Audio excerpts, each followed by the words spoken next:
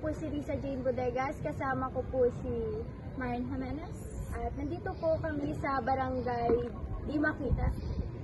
At na kung saan ay i-interviewin natin ang dalawang magkakapatid na nasa malubhang kalagayan.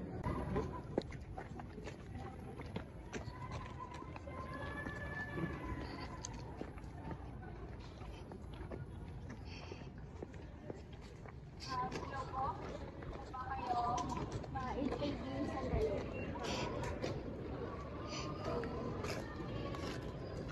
Ilang taon ka na, Nel? Ako po ay nagtatatlo. Ikaw po. Ilang taon na kayong namumulot ng basura? Ito ba yung ginagawa niyong panghanap buhay na? Opo. Ito lang po yung inaasahan namin para makakain po kami kahit isang beses na sa taon. Wala ba kayong ibang pamilya na tutulong sa inyo? Mga mag-anak.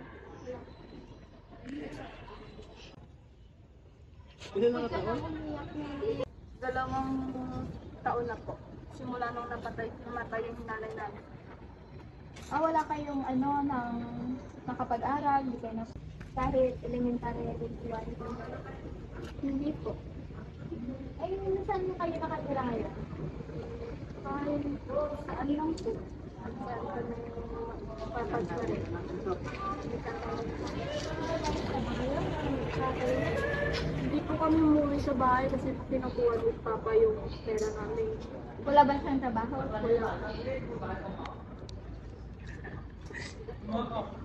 Nalangay ang dalawang bata na wala nang natitirahan at tanging paghahanap lang ng mga basura ang bumubuhay sa kanila.